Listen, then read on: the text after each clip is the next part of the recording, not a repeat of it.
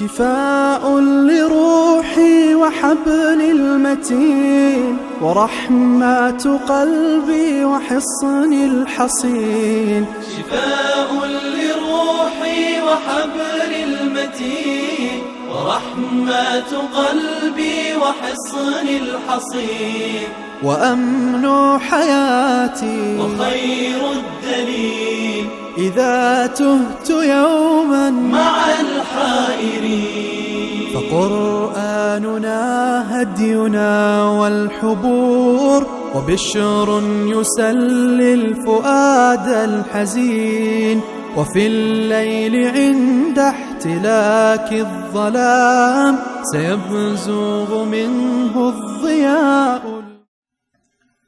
أعوذ بالله من الشيطان الرجيم. بسم الله الرحمن الرحيم. الحمد لله والصلاة والسلام على رسول الله وعلى آله وصحبه ومن والاه. أما بعد. Hürmetli kardeşler, biz bugünkü dersimizde Sure Bakara'nınki 17. ayetine geldik. Yani mezmun münafıklar hakkında, münafıkların sübütü hakkında kitabatkan bugünkü okumakçı olan ayetimiz münafıkların içki dünyasını bizge açıp bırakılan ayet. Bu ayette Allah Subhanahu ve Taala münafıkların içki dünyasını bir misal keltiriş, bir temsil keltiriş arkalık bizge açıp bırakıdı. Devatıdı Allah Subhanahu ve Taala "Mesaluhum kemeselillezi istevqada nara felemma adaa'at ma havlehu zehaballahu binurihim ve terakahum fi zulumatil la yubsirun." Yani münafıkların içki dünyasını bizge açıp bırakışının beşi Allah kana ibaret işleti dese "Mesaluhum kemeselillezi istevqada nara." Yani ulanın misali, ulanın temsili bu degen şekilde. Yani biz ayetinin içine kirişten ilgili, münafıkların içki dünyasını tanıp öçten ilgili emde başlavatımız bu dersimizni her bir çıkan sözge bir tabir bir doğru kıldım. Muş orundaki mesaluhum, yani ulanın misali, ulanın temsili, ulağa uygun kılıdığın misal degendek mahkum ne bir düşünüp ötümüz. Kur'an-ı Kerim'de bunda okumlar intayin köp. Kur'an nurgun meselelerini bizge mesel arkalık, temsil arkalık yürütüp bergen. Çünkü Kur'an sözleydiğin mezmullah köpünce gaybiyat oğaçka. Gaybiyat bizning aql idrokatımızın sırtkı işlep düşendik biz. Munda oğaçka bunu ifadaleydiğanga bizning idrokatımızı söz olmaydı köp hallarda. Cennetdeki meselelerge mesela Kur'an'da nurgun temsille keltiriliş arkalık bizge yıkıllaştırılgan, çöndürülgen. Çünkü cennetning içideki bizge hazırlangan nazo nimetle ne insanın gözü görüp bakmagan, ne kulak anlap bakmagan mesele. Yani bunu demiş olmaydı biz. Yani biz anlamasak olmaydı onu. Ama biz kaysi tilden anlayımız onu. Bizden kulukumuz onu anlap bakmagan olsa, közümüz onu görüp bakmagan olsa, kalbimiz geçip bakmagan olsa, yani o bir mislisiz, dünyada okşu yok. İne kadar diye vakitte insanın ma'rifet idrakatının sırtıdaki meseleler olacak. Bunu bizge ifadaleydiğanga biz bilediğin söz yok. Onda oğandikin Allah muşunun okşaş orullarda meseleni bizge yıkıllaştırış için, bir kadar aydınlaştırış için temsil, yani mesel işletken. Temsil işletken, yani okşuş işletken. Bugünkü münafık meselesi de aynı şekilde bir okşuş işletken. Ama Abdur bununla bir kadar düşündürüş bir kitap atıdı mı şu mesel degen nime, temsil degen nime. Bunu biz bir anlat üteylemdi. يريد الحق سبحانه وتعالى أن يقرب صفات تمزق في المنافقين إلى فهمنا. Allah subhanahu ve taala bizning tushunchimizga munofiqlardagi parchalanish sifatini yaqinlashtirishni halide. Şoňa Allah subhanahu ve taala bizga masallarni, temsillarni keltirdi. Arab tilidagi amsal degan söz, masal degan so'zning ko'plik shakli. Bu nima degan gap desa, bizga ma'lum ma'noni yaqinlashtiradigan şu ma'nodan bir hikmetni bir bizga chiqarib beradigan bir o'qishtush. Odatda bu temsil Arab adabiyotidagi qadimgi boblar, qadimgi yo'llarning qatorida bizning Uyg'ur tilida ham bor bu maqol temsilda Masalan, odatda biz bir şeylarni ifodalamoqchi bo'lsak, ba'zida bir narsalarga o'qish orqali ifodalaymiz. Ba'zida ilgari o'tmishda o'tgan ma'lum bir ishqa shu bizning millatda umumiy xalq qabul qilgan, umumiy xalq tushunadigan shaklda o'rnab qolgan bir jumla so'zlar bo'ladi ko'pincha vaqtlarda. Mushu xil jumla orqali masalani oydinlashtiramiz. Masalan, bir odamningki bir ishqa qilmay baqib ketganlikin, dastlabda qiziqmay, keyin uningga berilib ketganligini biz odatda ifodalamoqchi bo'lsak, mollam go'sh yemabdi, go'sh yesa bo'sh yemabdi degandek bir xil iboralar bor bizda. Buni o'zini Uyg'ur degan, Uyg'ur hujayrasi saqlagan har qanday odam bir tushunadi. Mandi ko'migan qalanda qasqonga dum tushibdi deganga o'xshash gaplar bor. Shuning hammasi arab tilida masal, arabcha tamsil deb ifodalanadi. Tamsil. Ya'ni tamsil degan nima desa, ilgari ma'lum bir ish yuz berib, shu ish haqida qisqa, mazmunli gap so'zdan birisi deyilib, kishilar mush so'zni o'xshaydigan har holatga qo'llanadigan bir holat shakllangan bo'lsa, mushni biz deymiz, masal deymiz. Masalan, men birisida bir narsam bor, ya bir hojatim bor birisiga. Birisining menga bir ishni qilib berishi va yoki berishi va uni berish ehtimoli yo'q. Ya'ni bermaydi. O'zining bermaydiganligini ifodalash uchun bizning o'tmishlardan tortib qo'llanib hammadan tushunadigan bir gapimiz bor. Shuni nima deb ifodalaydi? Tuguning quyrug'i yerga tekkanda birma deb ifodalaydi. Bermayman deganning ifodasi. Buni hammadan tushunadi masalan. Amaliyotda biz navbatdagi ko'z oldimizdagi bu masalalar o tuguning quyrug'idan qilchalik munosabati yo'q, lekin bu boshqa bir masal, maqol tamsil. Birisi masalan o'yga o'g'il kirsa, ish sigili ketibdi degandek bir maqol tamsillar bor. Masalan, bir odamning qattiq bixilligini ifodalamoqchi bo'lsak, Tömür Xo'roz deymiz masalan. Bularning hammasi bizning Uyg'ur adabiyotimizda bor bo'lgan bir tamsil. Masalan, birisiga masalan deylam, yengil to'y qilib bersak, u to'y qilgandan keyin uni tap qilolmadi, necha kun u ko'midi, yo'qoplam ketdi-da. Deymizki, mantiq ko'migan qalanda qasqonga dum tushdi deb qo'ysak, biz boshqalarga bu haqda ifodalamoqchi bo'lgan butun gap mush bir jumladan ifodalangan bo'ladi. Bizning maqsadimizni to'liq ifodalagan bo'lamiz. Bizning so'zimizni anglayotganlarmi, zodi bizning nima demoqchi bo'lganligimizni, uning qaysi ahvolga tushib qolganligini tamamen tushunolmaydi. Buning o'zi tamsil. Tamsil tushuniksiz bo'lib qolsa, tamsil olmaydi. Hammadan tushunish kerak. Endi Qur'on bir qism ifodalarni buni mushkil shaklda bizga ifodalagan. Bu tamsil shaklda ifodalagan bir qism masalalarni. Chunki dedim ya, Qur'on so'zlayotgan narsa iymon, g'ayb, jannat, do'zax huludu. Buning nurg'un ifodalari bizda bo'lmaydi dastlabda. Keyin tushunib bo'lgandan keyin bo'lsa-mu, dastlab bo'lmaydi. Bo'lmagan gapga gap so'z ishlatish bizga nisbatan qolaysiz. Ya'ni biz tushunmaymiz ishlatgan gap o'z atalg'usi bo'yicha deyilsa masalan. Undan keyin biz biladigan atalg'ular bilan, biladigan tamsillar bilan bizga yiqillashtirilib, asta singadigan gap. Bu yusidan Qur'oni Karimda tamsil qo'llanilgan. Masalan, Abdur bir misol keltirdi. Bu keltirgan misoli Arablarning ichidagi tamsilning misoli. Balki bizga pek tushmaydi. Shu men sizlarga oldin buni kelishdan ilgari o'zimizdagi tamsillarni da'vatimda uni o'qib o'taylik. Deydi Abdur, masalan, mush tamsilga bir misol keltiraylik. Bir podshoh Arabning qizlaridan bir qizga elchi bo'lmoqchi bo'lib, Hasan ismli bir elchidan birini avatdi. Ana ma qizni ko'rib, ahvolini o'qib, bir xabarini apkilish uchun. Halaqa elchi podshohning qishiga qaytib kelgan vaqtda podshoh deganki, "Ma vara'aka ya Hasan."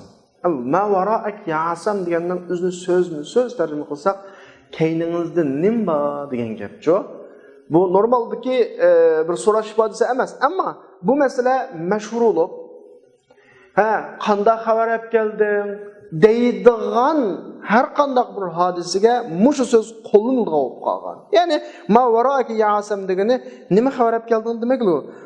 Ayol dediki, ubdil mahda an zabad yani. Men hozir qaymoqni ko'pikdan ayirayman degani, masalani oydinlashtirib keldim degan gap. Bu ikkisi ma varaka ya'sam. asli lug'atni surishti qilsak bayatni deganimda keyningda nim bor degan bo'ldi. Lekin bu o'rinda qo'llanilgani nima xabar olib kelding? Ikkinchisi ubdil mahda aniz zabad degani men qaymoqni ko'pikdan ayirima degani yoki ubdiyal mahdu aniz zabad desa qaymoq ko'pikdan ayrildi degani masala oydinlashdi. Gap bitirib bo'ldi, sana ne xabar olib kelding degan bo'ladi. Bu ikkisi so'z ma'nosida boshqa gap, lekin qo'llanilgan o'rni mushu. Nima xabar olib kelding? Xabarining postkalasini olib keldim degan ma'noda qo'llanilgan. Yana bu yerdagi maqsad degani amalan bilimiz qaymoq degan nomni ekanligini abdur tushuntiribdi bo'ladi asli. Masalan, sütün birini akilib, qaymoqliq sütün birini akilib, buni tulumga selib ayırıp, en ahırda küpki suyu demekçi. Sütün ayrılıp, sütünü açsap, cevri kapkağında kaymak deyimiz bu. Yani bir yerde bu iki cümle, ma varaki ya asam bilen abdel mahda, yani ubdiyel mahdu, yani zebede diyen ikisi sual cevap. Şu bir sizden kaçınızda siz bir haberini kütüvatkan adamdan birisi gelse, nima xabar olib kelding desa o'qib, men xabarning postkalasini olib keldim deydigan bir xil holatga nim bo'lib qolgan, ish qo'llanilgan masalaga aylanib qolgan. Dedim ya, bu arablarning masalasi, arablarning har qanday qilib desa buni tushunadi. Ama bizga masalan sizlarga shuni tushuntirsam tasavvurotdi masalan. Ama bizning o'zimizning gapi, o'zimizning maqolamiz bizga nisbatan intayin tushudi. Tabii ki siz bir adamni bir yerga evatdingiz, u xabar olib keldi. Siz ashunga hozir degandek mavaraki ya asam deysiz, onun ismi asam bo'lmasligi mumkin. Siz bir xabar olib evatmagan bo'lishingiz mumkin. Har holda nima yangiliklar va uni bilmoqchi bo'lgan ahvol asli bu jumla arablarda normal dildir. Bayatman degandek mantiq ko'rmagan qalanda qasqonga dum tushibdi degan gapni odatda normalda har qanday yerda qo'llanib birdan bir ishga birilib kelsa, shundan qo'llangandeklar bir gapda. Undan boshqa yana bir misal, yana bir misal keltirsak, ana siz qalblarning o'zaro birisidan qechib, yiriklashib, ikki qalbning masalan aka-uka, do'st birodar, saboqdoshning o'rtasida yirikishib, birisidan ag'rinib, ikkinchi qatim asliga kelinmaydigan bir holatni tasvirlamoqchi bo'lsangiz, yani masalan birisidan o qalb o'zaro adam bilan adam ko'ngil ag'irdi, bir ishlar bo'lib o'tirdi, ikkisi yiroqlashib ketdi. Zaten mengu asli kelmaydigan shaklda yiroqlashib ketgan vaqtda mushuni bir maqol tamsil shaklda ifodalamoqchi bo'lsak, shoirning mushu ma'noni bizga yaqinlashtirgan bir gap bor deydi. Innal quluba idza tanafara udduha mislu zujajati kasruha la yusha'ab. Yana bir she'rda la yujbaru deb kelganlikda, ma'da la yusha'ab deb kelibdi. Har holda o'xshash, ya'ni qalblarning do'stligi ketib o'zaro dushmanlashgan vaqtida bu bir aynakka o'xshaydi-ki, uni asliga, uning sunuqini asliga keldi. Aynak odatda normalda sunsilam asli keltirib olmaydi. Ma'nalaqi qalblarning o'zaro yiroqlashib, zodi ikkisining asliga kelinmaydiganligini ifodalash uchun sungan aynak degan iboratni ishlatsak, hammadan tushundik buni normalda. Ya'ni aynak sungan vaqtda buni o'ngshug'lanmaydi. Ana mushu ma'noni, mushu jumlani sizga qulaylashtirib, yengil asallam tushunadigan bir holatga keladi bu. Tansil degan bu. Siz mushuni ishlatmay turib, mushunda bir xil ifodalarni ishlatmay turib, qalbning dushmanligini ifodalayolmaysiz. Chunki qalb degan qananas g'aybiy narsa, yana deyotdiki, siz ishga qalb o'tirdiki, kurash jangni tasvirlab boshqalarga ifodalayolmaysiz, suratlayolmaysiz. Bu degan g'aybiy masala, chunki men bilan yana birisini o'tirdiki, adovatning qanchalik ekanligini mana qalbning isogan Alloh biladi. Qalbni echib ko'gilolmaydi. Faqat qanday ifodalaymiz buni desa, siz o'sha ko'z bilan ko'giloldigan bir narsani akilib misol keltirasiz.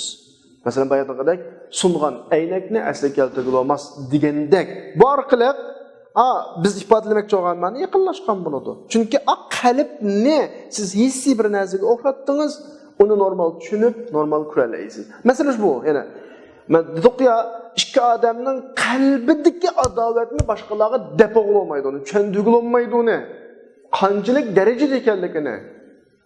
Onun o ya bu qilganlarini, onun deganlarini o'tirdi bo'lib o'tkazgan desakmi deyani, lekin ikki qalb o'tirdik adovatni ifodlaydigan yerda aynakni akatligida sunsa o'ng'ush bo'lmagan aynakka o'xshaydi bo'lgan masalasi desaklar gap tugaydi. Yani masala deganning ahamiyati bu. Allah subhanahu va taala Qur'oni Karimda nurg'un o'rinda mana shu tamsillarni ishlatganlik, ya'ni bizning zihnimizga g'aybiy uqumlarni yaqinlashtirish. Bu g'aybiy uqumlarni biz odatda normalda bilmaymiz, ko'rmaganlik masalan. Men bayatın darsning boshida deb o'tdim. Masalan, eng iymonning yuqori pallasiga bizga misollarni keltirdik. Allohning birligi, masalan, buningga misol keltirdik bizga tamsil shaklida. Allohning nuri bilan tamsil keltirdik. Masalan, biz uni ko'rmaymizki, g'ayb bizni kuffar munofiqlarga nisbatan bizga nurg'un misollarni keltirdik. Mishqa kuffarlik, munofiqlikning qanchalik darajada ekanligi bu qalbiy, g'aybiy masala, uni o'qimaymiz, buni ish harakatini ko'rgan bilan. Buni bizga misol orqali ifodalab, biz ularning aqidasining naqadar chiriklashib ketganligini bilish, unga diqqat qilish degandek. Undan boshqa kafir ne'matga kufrlik qilishninki ahvoli haqida bizga misollarni keltirdik. Haqqa qarshi chiqish, nurg'un misolda Alloh bizga misol keltirdik. Shu misol orqali masala bizga oydinlashig'liq, yiqilishig'liq hamda. Masalan, bir misol ko'rsak, Alloh subhanahu va taolo deydi: "Va laqad sarrafna lin-nasi fi hadha al-Qur'an min kulli masalin." Biz ma Qur'onda kishilarga nurg'un misol keltirdik deydi. Fa'aba aktharun nas illa kufura. Chiqadamlar shu misolni ko'rib turibmi, kufrlikdan boshqasi unimi deyotdi. Ya'ni Alloh subhanahu va taolo bizga dunyo oxiratda nurg'un misollarni keltirdi.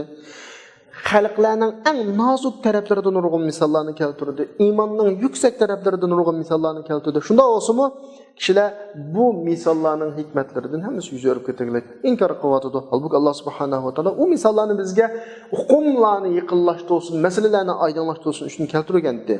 Yani biz hayatı dünyamızda ko'rayotgan moddiy narsalarga o'xshatib, g'aybiy narsalarni. Aslida bu misollar kishilarning iymonini ziyoda qilish kerak. Chunki bu misollar ularga g'ayb bo'lgan uqumlarni ularga yaqinlashtirdi emasmi? Lekin buning o'rniga kishilar texmi kufrlikka ziyoda bo'lib, texmi haddidan eshib ketyotdi. Endi biz bugungi oyatimiz masaluhum munofiqlarning misolasi, buni Alloh bizga misol orqali ifodalab beradi. Masaluhum kamathalillazi sawqada nara فلما أضاعت ما حوله ذهب الله بنورهم وتركهم في ظلمات لا يبصرون. Yani mesela münafıkların sütünü sözleyip gelip, yani münafıkların içki dünyasını bizge misal arkalı uqtirib bermoqchi. Endi biz bu oyatga kelishdan ilgari Qur'onda keltirilgan bir qism masalalarga bir ko'z yugurtib o'taylik. Shu haqda bir paran qilaylik. Alloh subhanahu va taolo g'aybiy masalalar haqida dunyoviy hissiy misollar bilan bizga qanday so'zlabdi. Buni bir tushunib o'taylik avval. Biz ma'noga kelishdan ilgari. Alloh subhanahu va taolo bizga masalan iymonning eng yuksak taraflariga misollarni keltirdik. Iymonning eng yuksak tarafini bilan bilamiz la ilaha illalloh. Andan buningki Alloh subhanahu va taolodan bizga qanday rahmat ekanligini, bizni uningga shukr aytish uchun sajda qilishimiz kerak ekanligini bayon qilib, chunki buningda bizni shaqiylikdan saqlab qilish va bu ne'matlarda shunda Alloh subhanahu va taolo o'zining bandalariga rahmat qilishni xohlaydi. Lekin ba'zi odamlar o'zini baxtsiz qilib Alloh subhanahu va taologa shirk keltirdi. Ya'ni qolay iymon yo'lini tutishning o'rniga kufrning yo'lini tutdi, nifoq yo'lini tutdi. Dunyo oxiratdagi hamma narsaning egisi bo'lgan Allohga shirk keltirish yo'lini tutdi. Alloh subhanahu va taolo mushu holatni tasvirlab bir misol keltirdi. Allah bizga yo'llarni bayon qildi. Qolay iymon yo'li va bu tarafda nima va kufr yo'li va bu tarafda. Ammo ba'zidanlar iymon yo'lini tashlab, kufr yo'lini tanlaganligi, bularning ichki dunyosining noyati qalamaqaki bu yo'lning intayin qiyin yo'l ekanligini Alloh sifatlab aytadi. Daraballohu masalan. Alloh bir misol keltirib o'tdi deydi. Rajulan bir odamning misoli borki, bu odamning bir necha egisi bor, bir qul. Bu qulning bir qancha xo'jayini bor. Bu xo'jayinlarning o'y xiyoli mutashakisun, har xil bu xo'jayinlar. Birisi uni qil deydi, birisi buni qil deydi. Bu odam ashta har xil tafakkuridagi o'xshamagan ideya, o'xshamagan yo'ldagi xo'jayinlarning xizmatkori bu odam. Bu bir misol. Yana bir odamning misoli borki, u odam bir odamga xos. Bu xizmatkor bir xo'jayinga xos. Hal yastaviyani masalan. Bu ikkisi o'xshashmi? Endi tasavvur qilib boqing. 10 odamning bir xizmatkori bor. Bir odamning xizmatkori. U 10 odamning tafakkuri, qiziqishi, buyurishi, tusishi, talabga o'xshamaydi bir-birisiga. Endi bu xizmatkorning holi navla. Ammo bir odamning xizmatkori bo'lib qolsa, buning ahvoli-chi? Buni amaliyat o'ylasak bo'ladi-da. Mana biz ko'rayotgan bu hissiy surat bilan hech kim ixtilof qilmaydi bu haqda. Kallasi odamning har qanday bu nuqtani tushuna oladi. Alloh subhanahu va taolo mush surat orqali bizga Allohga yolg'iz ibodat qiluvchining surati bilan Allohga shirk keltiruvchining suratini bizga yaqinlashtirmoqchi bo'ladi. Allohga yolg'iz shirk keltirgan odamningki hayot yo'li qanday bo'ladi? Ko'p ilohlarga Allohni qo'yib har xil ilohlarga ibodat qilganlarning hayot yo'li qanday bo'ladi? Buni bizga tasvirlab beryapti. Bizga hemşirik bir neçe adamga xizmatkor bo'lgan bir qul haqida bir misol beryapti. Ya'ni 10 odamning qulisi deyli. Onun üstüne bu 10 adam ittifaq emas məsələlərdə muxtalif, yəni xilma-xil oy fikridəki, xilma-xil tələb, xilma-xil ideyadakı adamlar ma adamның xizmətkarı. Bunu bir misal qılıb beryapti bizə. Yeni bir adamni misal keltiryapti ki, bu bir xo'jayinning xizmətkarı. 10 xo'jayinning xizmətkarı bilan bir xo'jayinning xizmətkarını bizə misal qılıb keltiryapti. Deyli, bu ikkisining qaysi rahat, rahmat, kengchilik yaşaydı. 10 adamның xizmətkarımı yoki bir adamның xizmətkarımı? Elbette deyimiz ki bir adamның xizmətkarı texmi rahat, texmi huzur içinde yaşaydı. Çünkü o bir buyruqqa ergişidi, bir çeklimege ergişidi, bir ilahga itaat kılıdı, bir xo'jayinning roziliqini istaydi. Ammo heliqi 10 necha shirk adamga xizmatkor bo'lib qolgan adam, garchi ular bir ittifoq bo'lgan taqdirdimi, o'ylayli her birisining ulardan bir talab bo'ladi, bir cheklimasi bo'ladi, her birisining bir istik bo'ladi. O'ylab baqalamda ular xilma-xil ideali, xilma-xil qiziqishga aylanib qolsa, ahvol ne kadar chataq, ahvol ne kadar ig'ir. Onun xo'jayin, shirk xo'jayinlarining birisi makala desa, yana birisi kamma desa, birisi uni ma'na qiladi desa, yana birisi aning qarshisini qilishga buyursa. Bu xizmatkor hamda zada qaysini ikki xo'jayinning qaysini rozi qilish, qaysini achchig'ini keltirishni xohlaydi masalan. Demak, bu bir ilohga ibodat qilmagan, bir ideyada yashamagan odamning hayoti mana mushnu shaqa, baxtsizlik, ziddiyat içinde bulundu. Allah bu ayet arkalı bizge bu iki dünyanı bizge depiryapti. Yani Allah'a ibadet kılgan adam bilen Allah'ın gayrine şirk keltirip okşamagan yollarının arasında tınır kılgan adamdan ki iki dünyasını, hayatı dünyadaki ulanın baxt saadetinin ifadesini bu Kur'an'daki bir misal. Biz hazır del münafıkların iki dünyanın içperdiğen bir misalga keldik emasmi? Biz şu misalı düşünüp ketyapmiz hazır. Yani Allah subhanahu ve taala bizge bir mesele hakkındaki suratni yaqinlashtirib turishni istaydi bu ayetda. O olsun cezmiyet. Cezmiyetning en yüksek tarafi. O olsun bir ilahga iman etish meselesi. Bizga mushu suratni tushunish, yani biz o'zimiz ko'rayotgan, ko'z oldimizda hozir bo'layotgan masalalar bilan tushunishni xohlaydi Alloh. Ya'ni Alloh subhanahu va taolaning bandalarga qilgan rahmat ne'matlarini ko'rishni xohlaydi Alloh subhanahu va taolo. Alloh subhanahu va taolo bizni Qur'oni Karim keltirib bergan shu misollarda asroq tafakkur qilishimizni qana qiladi, xohlaydi. Alloh deydi yana bir oyatda: "Daraballohu masalan rajulayn ahaduhuma abkamu la yaqdiru ala shay wa huwa ala kulli wa huwa kallun ala mawla aynama yuwajjihuhu la ya'ti bi khairin hal yastawi huwa wa man ya'muru bil 'adl wa huwa ala siratin mustaqim." İki adam misolini keltiradi. Dikkat haq bilan batil o'tirdi. Ikki odam misolini keltirib, Alloh ikki odamni misol qiladi. Birisi qarg'u deydi. Hech narsaga qodir emas. U tahi uning Mavlosiga yuk, uning quloq odamga yuk masalan. Uni nega qilsa, qanday qilsin, yaxshilik kelmaydi uningdan. Yaxshilik kelmaydi. Hey, mushnu bilan adolatga burib to'g'ri yo'lda man odam tangmi? Bu nimning misoli sanlar haq bilan batilning misoli. İnsanlar butlarga ibodat qilyapti, butni o'zi yasaydi, o'zi tiklaydi, o'zi shuningga ibodat qiladi. Endi kelib uningdan hech nima chiqmaydi, hech qanday bir foyda chiqmaydi. Buning bilan Allohning o'tirisi barobarmi deb ma masalani oydinlashtirmoqchi. Ya'ni Alloh subhanahu va taolo bu oyatda bizdan nayti biz ham o'ylab biladigan hissiy bir modda haqida tafakkur qilishimizni istaydi. Qaysi yaxshi? Ya'ni kuffarlar ibodat qilayotgan but yaxshimi? Bu but bularga menga yaxshilik ekanmaydi. Chunki u o'ziga manfaat bilanga yedi, boshqalarga qanday manfaat versin? Balki u tahi uni iloh qilib olgan odamlarga yuk u. Bular buni bir yerda qo'yib, bir o'rindan bir o'ringa ko'tarib, masalan, ibodatxonani almashtirib yoki safar qilmoqchi bo'lsa, uchib ketib parchalanib ketib qolsa, parcha-parchaga buni o'ngshab yuboy. Bu yaxshimi yoki hammani yaratgan Alloh yaxshimi demakchi. Ya'ni u yaxshilik ekanmiganning ustiga bu but ularni mashaqqat soladigan jafo bu but. Ulardan uni asrab ko'ngil bilishga ehtiyoji bor butning. Bu but yaxshimi? Ya'ni mushunda butga ibodat qilish yaxshimi yoki butun yaxshilik shundan keladigan, butun ne'mat shundan keladigan, yaxshilik qilib buyuradigan, bandalardan hech kimning ustiga ortiq ko'rmaydigan, hech qanday agirlik bo'lmagan to'g'ri yo'lni bandalarga beradigan, jannatga yetkazadigan oxiratda Allah yaxshimi deydi. But yaxshimi, Allah yaxshimi deydi. Alloh subhanahu va taolo bu misol orqali butlarga ibodat qilib, Allohga ibodat qilishni tashlab, butga ibodat qilayotgan mushuklarning fikr dutligini bizga aytib bermoqchi bo'lyapti. Bu Qur'oni Karimdagi masala. Ya'ni shuningdek Alloh subhanahu va taolo bizga vahdaniyat, bir ulug'iyat masalasini izohlash uchun bir misol berdi. Yuqorida daraballohu masalan rajulayni ahaduhuma abkam deb misol berdi. Lekin yana bir misol mesela Qur'onga kelib aqtasak yomon jiq bu misollar. Yana bir misol beryapti. Masalaga ko'rib boqaylik. Bu misol bizga Allohning nurini misol qilib tushuntiryapti. Bu ilohiy nur dunyo oxiratni yuritadi. Mu'min qalblarni yuritadi.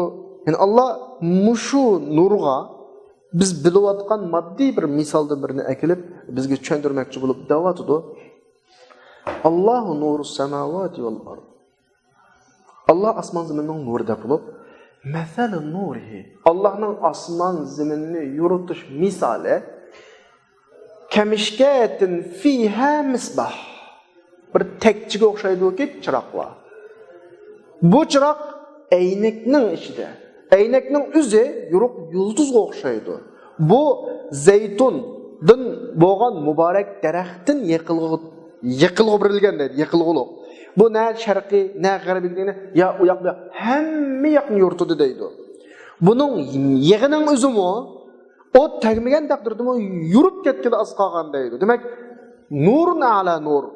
Mayning o'zimi bir paqroq, buningdan chiqayotgan o'tmi paqroq, bir tekcha. Endi o'ylab boqaylik, bu tekchiga chiroqni qo'yib qo'ysa, mashta chiroqni tekchining ichidan yurmaga yaqalamdi. To'liq yuritdi ya. Allohning nuri dal osmon zaminni ana shunga o'xshash to'liq yuritdi deydi. Allah xalqan kishini o'z nuriga boshlaydi. Allah misollarni keltiradi kishilarga, valloh bi kulli shay'in alim. Bu yerda Alloh subhanahu va taolo o'zining nurini ifodalash, bizga tushuntirish uchun bir tekchiga qo'yilgan chiroqni misol qilib davatidi. Demak, Qur'onda bunday misollar intayin ko'p. Ya'ni xuddi Alloh subhanahu va taolo bu yerda bizga hissiy tashbih orqali Allah subhanahu va taoloning nurining misolining bir tekchiga o'xshaydiganligini bilishimizni istagandek. Tekchi bilimiz na bir o'rin. Uni tushuntirish ketmaydi bizning koni qadimgi uylarimizda, ota-bobolarimizning uylarida batta tekcha. Ya'ni bu yezi uylaridagi tomdagi bunda bir bo'shliq. Biz chiroqni odatda bu tekchiga qo'yamiz. Chiroq hujurda emas, butun uyda emas, ash tekchidilam. Lekin chiroqning nuri mushu tekchiga markazlashgan. Unda o'ganda bu tor darda intayin kuch qiladi ya, bu uy emas, kichik tekcha. Endi mush chiroq aynakning ichida. Aynak buni har tarafdan keladigan shamoldan qo'g'daydi. Unda o'ganda degan yuruqqa anda silkinmay, tavlanmay normal chiqadi. Uni yuruqqa undan chiqadigan nur kuchli bo'ladi. Buningda isonmaydi, sab bo'ladi. Undan boshqa aynak yo'ruqlikni texmi aks ettirib uning markazlashishini texmi kuchaytirdi. Aynak odatdagi aynak emas. Bu aynakning Qur'ondagi ifodasi kavkabun durri, ya'ni o'zi yanadigan bir yulduzga o'xshaydi. Ya'ni o'zi yanadigan bir xuddi yulduzdek. Buning yiqilg'isi muborak zaytun daraxidan buning nur to'shqan bu sharqiy yoki g'arbiy degan u yoq bu yoqqa qarab hamma tarafni tang yoritadi. Ya'ni nur o'ttirdan chiqib sap nur mayning o'zimi yenib turdi, paqrab turdi, uning o't tegmisimi hatto. Mayning o'zining bir paqirishi, bundan chiqayotgan o'tning chiqayotgan nuri, nurun ala nur. Maydan chiqayotgan nur va u maydan kuyayotgan o'tdan chiqayotgan nur, nurun ala nur. Endi bir mush tasvir etmoqchi desa, tekchining mush tarafi, kichik bir taraf. O'zi qorong'u bir yerga qalamdi. Kichik bir tekchiga aşağı chiroqdan haliqi biz tasvirlagan, haliqidek may quyilgan, haliqidek aynak ichiga ilingan, chiroq quyilgan tekchining ichida biri qorong'uya qolamdu yoki hammasi kuchli nur bilan yurib ketamdu. Tabii ki yurib ketdi. Mushunga o'xshash Allohning nuri butun osmon zaminni yurdi. Tabii ki bu yerdagi matakchidagi bu chiroqning nuri Allohning nuri emas. Bu bir tashbih, bir sifatlash bu. Faqat bir zihnimizga masalan yaqinlashtirgan. Xuddi Allohning nuri her tarafni, her rayonni yuritayotgandek, qorong'u joyini qo'ymagandek bu nurning ustiga qo'ygan bo'ladi bu. Endi Qur'oni Karimdagi bu xil shakldagi masalalar hargiz u deganlik emas. Bu tekchida qo'yilgan chiroq Allohning nurining o'zi deganlik emas. Faqat masalani bizga yuritib turadi. Qayta davatama bu gapni. Qur'oni Karimda keltirilgan masalalar shu ma'no uqumni bizga yuritib turadi, yiqinlashtiradi. Unda boshqa yana bir misol keltirsak, shoirlarning birisi ma'lum bir shoir xalifani maqtamoqchi bo'lib, odatda xalifa go'zal sifat sohibi bo'lgan insonlarga o'xshatilib maqtildi shu vaqtlarda.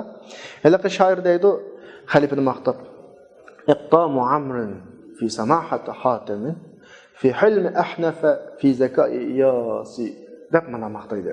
Xalifa degan amirdek batur, hatimdek sahiy, ahnafdek aqlliq, iyosdek zirak deydi. Ammo yerdagi amir deganlar, hatim deganlar, ahnaf deganlar, iyos deganlar shu vaqtdagi dangli qadamlardir. Shu sifatlar bilan sifatlanadigan. Ya'ni ma odamlar shoir misol keltirgan bular shu sifatdagi mashhur insonlar. Masalan, amir desak, baturlik, qo'rqmaslik bilan mashhur. Hatim desak, kang qusoqlik, sihiylik bilan mashhur. Ahnaf desak, aqlliqlikda misol keltirilgan odam. Iyos desak, ziraklikdagi bir ziraklik babidagi bir mash'al odam bu. Shuning bilan shu so'rinda bag'ishlarning birisi turib lekin dedi: "Ma bizning amirimiz sen o'xshatgan ma odamning hamma narsa cho'ng. U ulug' o'xshasan xato buni. Sen buni unga o'xshatganliging, ma amirni kichik sanaganliging, bizning amir uldun cho'ng" deyotdi. Abu Tammam darhallam gapini o'zgartirib bilan la tunkiru darbi lahu man dunahu masalan shurudan fi an-nada wal ba's fallahu qad daraba al-aqall li nurihi masalan min al-mishkat wan nibras. Hey, mening uningdan tuan, men xalifadan tuan odamni xalifaga bir yot misol keltirishim nima, saxiylik to'sin, botirlik to'sin misol keltirsam buni inkor qilmanglar. Mening qilganim xato emas. Alloh subhanahu va taolo o'zining nuriga o'zining nuridan az bo'lgan odatdagi maxluqlarini misol keltiradi, chiroqni, masalan, tekchini degandek. Deb shu oyatdagi masalani menga shirsqa akilib olganda, ya'ni shuning bilan bu voqealikdan keyin Ahmad ibn Mu'tasim shu vaqtdagi xalifa, hozir o'g'il shu vaqtdagi so'rindikilar Abu Tammamninki zirakligidan hayron qilib, buni hasilab mukofot berishga buyurgan. Demak, bu bizga bir o'tib ketdi bir kichik bir qissa. Masalan, nima desa, mushu shoirmi Alloh subhanahu va taoloninki o'ziga misollarni keltirganligini tilga oldi.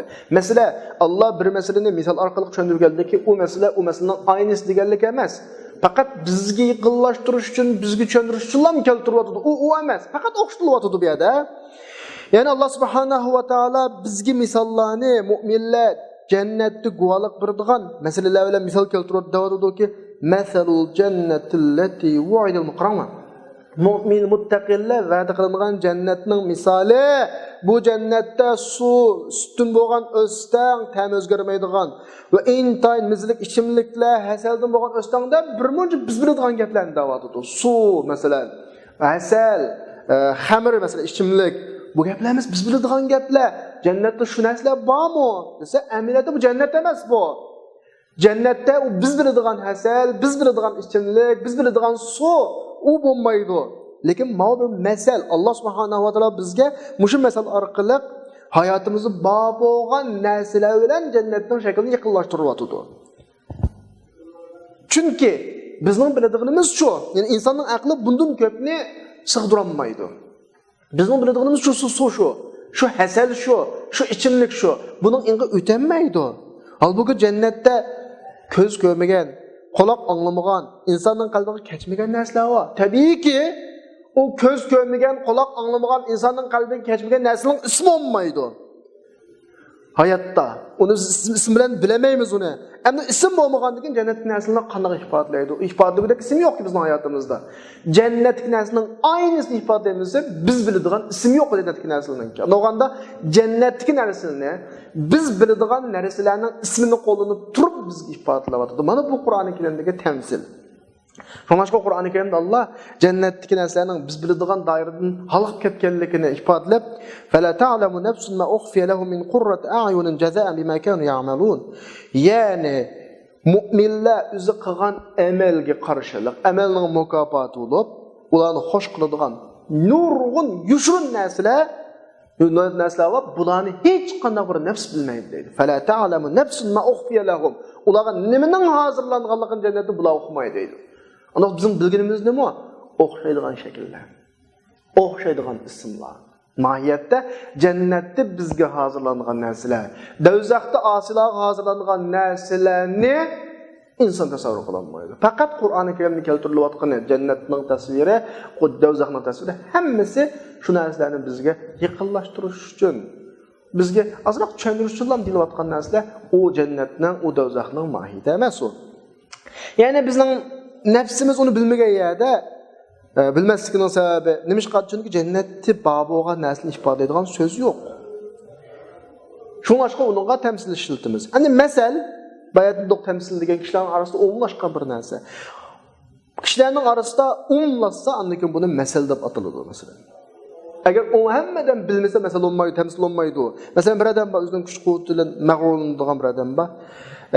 Üzünüzden onundan mı küçülürek iskelligini ifade etmekçi olsanız onunla sen şamal olsan bir buranı uçap kaldın diye. Bu Araplarda kullanılan mesel tabii ki. Bizim uyurtulumuzun tabii ki onunla mas bir gepler var. Mesela hocamın hocası var degandek bir gepler var mesela.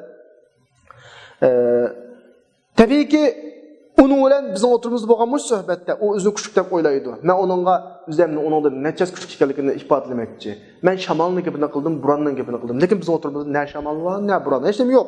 Yani ikkilarning o'tirishi yuz bergan ne şamal, ne buran yo'q. Faqatla maqsad biz ishlatayotgan şamal, buran deganlarning labziga bog'lanib olmasdan maqsadini ifodalash. Tal Qur'oni Karimdagi masalalarni shu. Qur'oni Karimda munofiqning misoli o't yoqqan odamga o'xshash desa, ot meselesi yeni bir mesele yok. Mesele münafıkın içki dünyasını ifade etmekçi. Cennette uva buva diyen ibareler yap kalsa mesele o tesvirleş mesele. Allah subhanahu ve taala bizge emdi biz özümüzün gibi giykeleyli mi? Nah ayetinin, bayatının çöndürülatkanın hemmesi şu mesele diyen neme muşukum çöndürülatımız.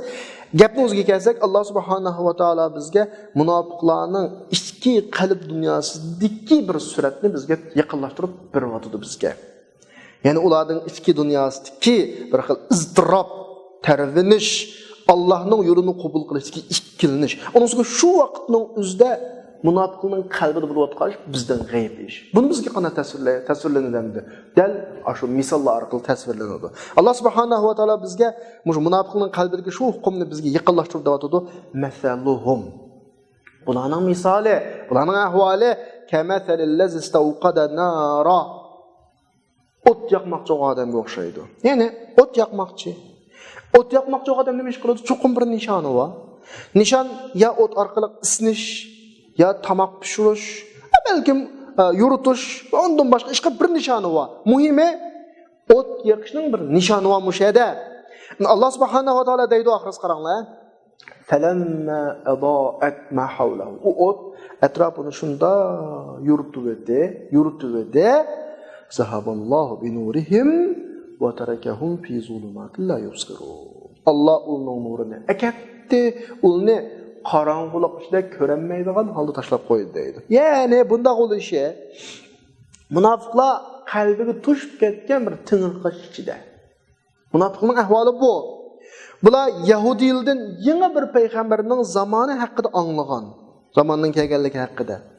Bular buningga bu peygamberge iman etişine karar kılgan. Lekin bunun iman etişi imanına kızıkıp bo'lmasdan dunyoviy eminlikka erishish tirishchanligidan bo'lgan. Bunu bir dunyoviy nima ish qildi? Chunki Yahudlar bunga tahdid silib deytganki, bir payg'ambarning zamonasi keldi.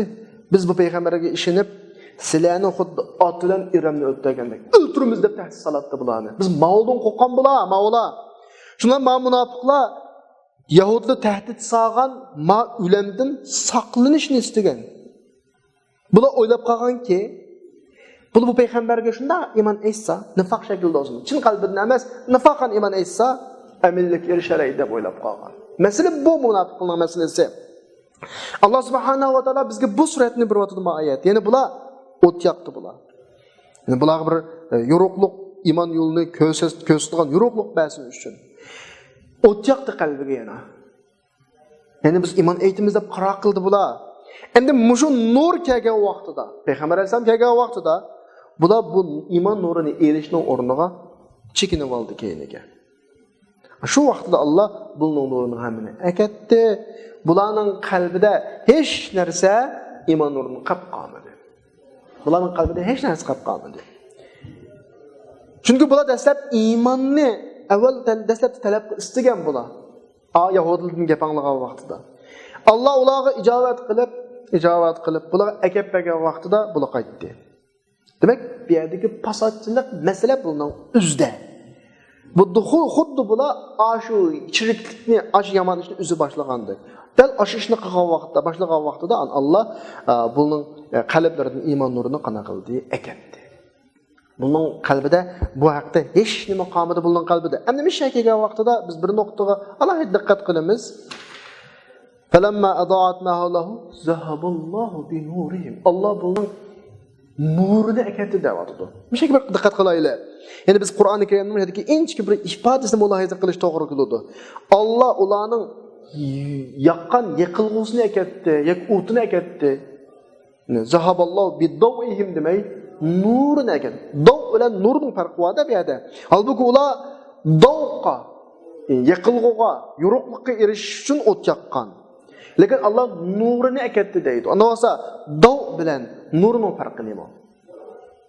Dav bir narsaning o'zining yo'ruqi, nur bir narsaning aks etgan narsasi bo'ladi. Farq nima bo'lsa desa, yana bir oyatda bor-ku, huvallazi ja'ala ash-shamsa diyo'a deb quyoshning o'zini diyo qildi.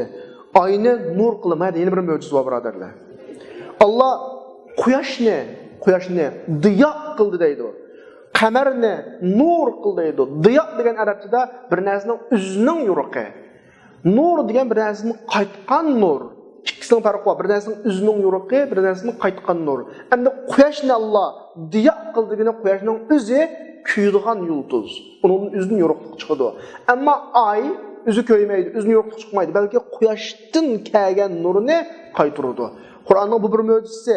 Mishada dav bilan, ya'ni o'zining yo'ruqlik degan hukm bilan boshqalardan qaytargan nur hukmi, ikki hukm bor.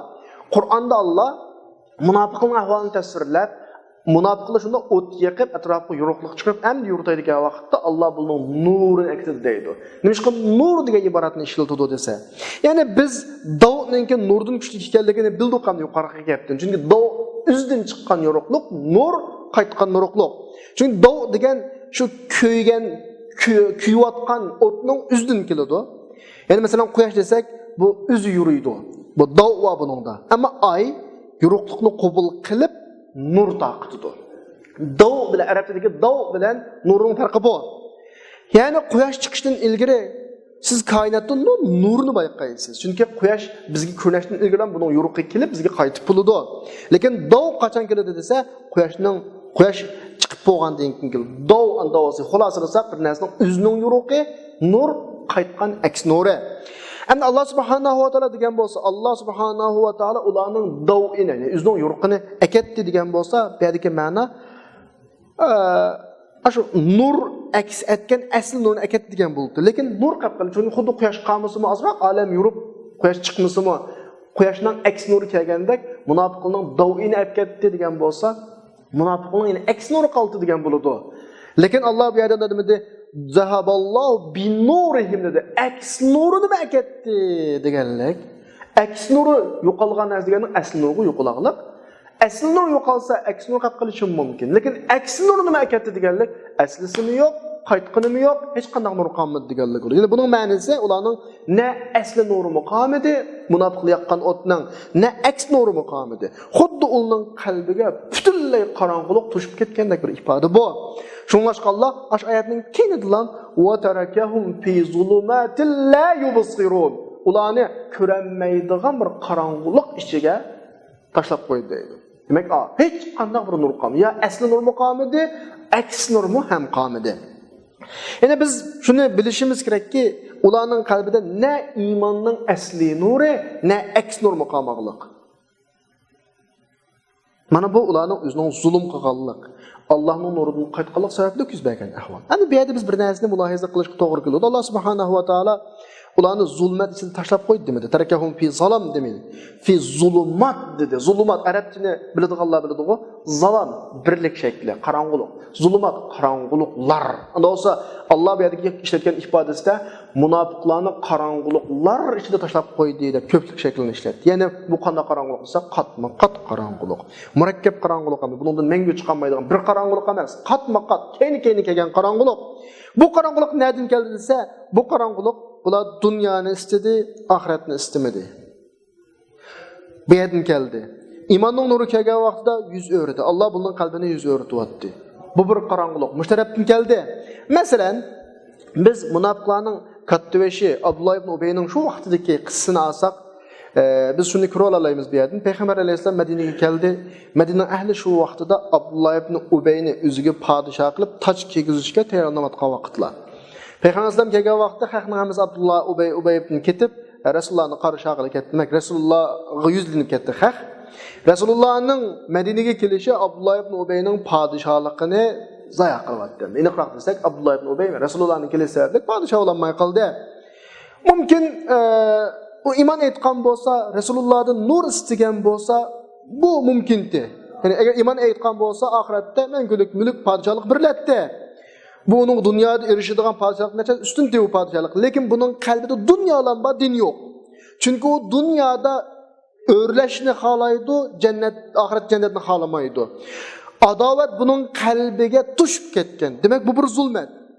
Hasad uning qalbiga tushib ketgan, bu bir zulmat. Hasrat uning qalbiga tushib ketgan, bu bir zulmat. Kirohiyat, yomon ko'rish, o'chmanlik qalbiga tushib ketgan, bu bir zulmat. Zulmatli bir muncha zulmatli bo'lib ketgan. Qatma-qat zulmatlar. Bundan chiqolmaydi. Ani tugasa mavi, man tugasa avi, anidan chiqsa bu, bundan chiqsa u. Demak, har munofiqning qalbida qatma-qat turlik zulmatlar bo'ladi.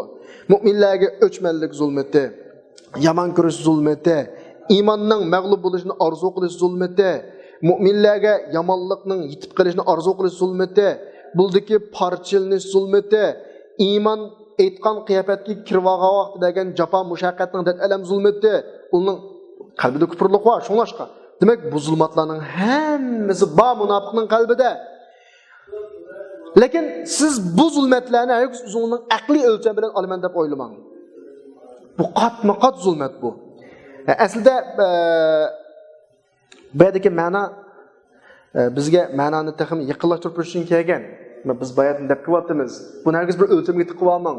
Bexil, mushu degan ya bu bir bizga yiqillashtiriryapti. Mohiyatda bundan og'ir masala. Qur'oni Karimda Alloh subhanahu va taolo dedi: "Va iza qara'tal Qur'ana ja'alna baynaka va baynal ladzina yu'minuna bil akhir hijaban mastura." Masalan, bir misol bor. Sen Qur'onni o'qigan vaqtingda sen bilan iymon etmaydiganlar o'tirisida biz bir hijab mastur bor dedi. Hijab mastur bir parda bor. Bu parda qilib yo'gaydigan parda emas, yo'galgan parda da'vatidi. Masalan, qanday qilib hijab degan boshqa narsani yo'gaydigan narsa. Qanday qilib bu oyatda yo'giladigan deb tilg'ilindi. Halbuki hijab bir narsani yo'gaydigan yo'giguchi asli. Alloh subhanahu va taolo bizga shuni tushuntirmoqchiki, hijab bir şeylarni yo'gigan taqdirda ham hijobning o'zini hammasi turadi biz ko'rmaydigan shaklda. Shu ba'zi ulamolar aytadi, mush oyatni tafsir qilib, bu yerdagi hijob degan ism maf'ul, ism fa'il ma'nosi yo'q, biz unda demaymiz. Yo'q, unda emas. Bunda emas. Qur'oni Karim yana bir oyatga qarab baqsaq, "Va jannatu adnin allati wa'ada ar-rahman ibadahu." Rahman taala bandalariga va'da qilgan jannatlar va g'ayban va'da qilgan deb kelib, "Innahu kana wa'duhu ma'tiya." Uning va'dasi kilidu emas, kilinidi deydan mishada. Ya'ni ma'tiya ism maf'ul, kilinguchi degan bo'ladi, istalguchi, talab qilinguchi degan bo'ladi. Ism fa'ili atin chiqadi, kagich degan bo'ladi. Ba'zi ulamlar mishada ism maf'ul, ism fa'ilning o'rnida kelgan biz deymizki, yo'q siz tushunmayapsiz. Allohning va'dasi bandilarni izlab, bandilarning qashig'iga kelib ma'ndo yoki banda Allohning va'dasini o'zining yaxshi amallari bilan izlab mang'amdi, ketayotgandek. Tabiiyki bizning beradigan javobimiz banda Allohning va'dasini izlaydi. Allohning va'dasi bandani izlamaydi. Va'da qiling'uchi foydalanadigan va'da emas. Anaqasi kim foydaladi? Banda foydaladi. Banda foydalagandan keyin kimni izlaydi? Banda va'dani izlaydi. Unda olgandan keyin bu yerda kagich kim o? Banda kilingichi Allohning va'dasi. Ma'tiyaning ma'tiya bo'lish to'g'ri. Hayotdagi hijobningmi mastur bo'lish to'g'ri. Sotir emas, sotir ma'nosi emas. Demak, Qur'oni Karimning bunda inchki bir ifodalashlar bor. Allah subhanahu wa ta'ala bu inchki ifodalash jarayonidan bizni shuningga eskartmoqchiki, bu yerdagi va'da qilingani va'daga uchrash uchun sa'iy qiladigan shaxs bo'ladi. Va'di hargiz va'da qilinuvchiga uchrashni talab qilib mangmaydi. Unda bo'lib qolgan bo'lsa ism fa'il ishlatdi. Lekin ism ishlatdi, va'da qilinuvchi bo'lgan banda mang'udu va'dini izlab. Demak, magap tuttusundan demakchi o'g'limiz nima bo'lsa, Qur'onning har bir iborasida inchkilik bir mazmun bor. Mushuncha demakchi, bugungi darsga munosabatsiz bo'lsinmi? Bugungi darsga o'ziga kelaylik, mushun o'qtidan. Allah subhanahu wa ta'ala va tarakahum fi zulumatin la yubsirun dedi. Ularni qop-qorong'ulikqa tashlab qo'ydi, la yubsirun, ular ko'rmaydi deydi. Ya'ni ulardan butunlay yo'ruqlik degan narsani inkor qildi. Bir nuqta bor, muhim nuqtadan birisi bor. Qarong'ulikqa tashlab qo'ydi, ko'rmaydi. Ya'ni yo'ruqlik yo'q. Zahaballohu bi nurihim, ularning nurini akatdi. Bular qarong'ulikqa tushdi, ko'rmaydi deydi. Mishak diqqat qilinglar. Nurninki, yo'ruqlikning anglashga aloqasi yo'q, purashga aloqasi yo'q, tutishga aloqasi yo'q. Lekin nur ko'rish ko'z qonuni edi. Sizlarga bir savol so'rasam, ko'z o'zi narsalarni ko'ramdi yoki ko'zga narsalarning nuri kirish orqali an ko'rgan shakllanadi? Buni hozir shu sohada azroq bir narsa material ko'rganim tushunadigan bir qonuniyat. Ko'z amaliyotda hech narsa ko'rmaydi. Andoz biz ko'rayotgan oldimizdagi mushu manzara nima desa, shu narsalarning qaytgan nurning ta'sirida bizga ko'rgan shakllanadi. Biz buni ko'rash deb ataymiz. Ya'ni kurashning tubki asosi nur bo'lish. Agar nur olmaganda, yo'ruqlik olmaganda kurash mumkin emas. Qaranglar oyatning ichkiligiga va tarakahum fi zul. Zahaballohu bi nurihim. Uning nurini olib ketdi. Qarong'ulikqa tashlab qo'ydi, ko'rmaydi. Demak, ko'z olsa-mu, nur olmasa, qarong'ulik olib qolsa, ko'rmaydi. Ya'ni Qur'oni Karimning bu yerdagi inchki ifodasiga qarasak, nur yo'qolsa, kurash yo'qoladi. Ya'ni ko'z amaliyotda o'zi ko'rmaydi. Lekin ko'z shay'larga nurning tushib, shu nurning ko'zga ta'sir qaytishi orqali kiradigan narsa ko'z asli. Ko'zning qonuniyati bu. Ko'z bizzat ko'rmaydi, balki narsalarga nur tushib, nur o'sha narsani ko'zga qaytgan vaqtda andin ko'radi. Bu nuqtadan Alloh uning nurini akatdi, qorong'ulikqa tashlab qo'ydi. Ulu ko'rmaydi degan yerdan bugungi darsga munosabatdan boshqa Qur'onning bir inchki mo'jizalik tarafini ham olamiz. Masalan, Qur'oni Karim yana bir oyatda qaranglar. Va ja'alna al-layla wan-nahar oyatayn. Kechkunduz biz paket qildik. Famahawna ayatal-layl va ja'al ayatan-nahar mubsira. Biz kunduzning alomatini, kunduzning dalil paketlarini ko'rgizguchi qildik. Qaranglar. Kunduzda bo'ladigan nur insonni ko'rdirdigini shu. Agar kunduzning nur olmasa inson ko'rmaydi. Demak, ko'z o'zi ko'rmaydi, nur aks etib ko'rgizadi. Bu. Ya'ni bu yerda ko'zni ko'radigan qilgan narsa dal yo'ruqliq nur. Boshqa narsa emas. Nur yo'qolsa, ko'rish yo'qoladi. Shuningga qorong'uda bir narsalarni ko'rmaysiz odatda. Demak, bugungi oyatdan chiqadigan yana bir mo'jiza, mazmundan boshqa bir mo'jiza bu. Ya'ni bu Qur'on ilm fan kin buni doktorlik dedim-ya, azroq material ko'rgan bilalaydi-da. Qur'oni Karim tushgan vaqtda bu ahvollar yo'q. Hammagicha hammadan ko'zi ko'rdi deb o'ylaydi. Buni ilm fan Qur'oni Karim tushib bo'lgandan keyin bayqagan bir Qur'onning mo'jiza. Ya'ni ko'z nursiz ko'rmaydi. Shaylarga nur tushmasa, u narsalarni ko'z ko'rmaydi. Bu bizning bugungi darsimizdagi bir Qur'on mo'jizasi. Ana o darsni qaytadan bir xulosalasak, munofiqlarning ichki dunyosi dal shunga o'xshaydi. Munofiqlar bir shaylarni chin qalbidan emas, bir shaylarni qilamiz deb niyat qiladi. U shaylar oldiga keladi, ya'ni o't yoqib atrof yuriydi. Ammo bular shu vaqtga kelgan vaqtda chin qalbidan emas, keyinga chekinib oladi. Alloh bildim o'tni, nurni. Aktida butunlay bular ya oldiga ya keyinga ma'maydigan bir xil holatda qilib qoldi. Demak, bularning ichki dunyosi qattiq iztirobat ichida yashaydigan mahluqlar degan bo'ladi. İnşallah dersin davamını kelar soatda davomlashtiramiz. Va axiru da'vana alhamdulillahi robbil alamin.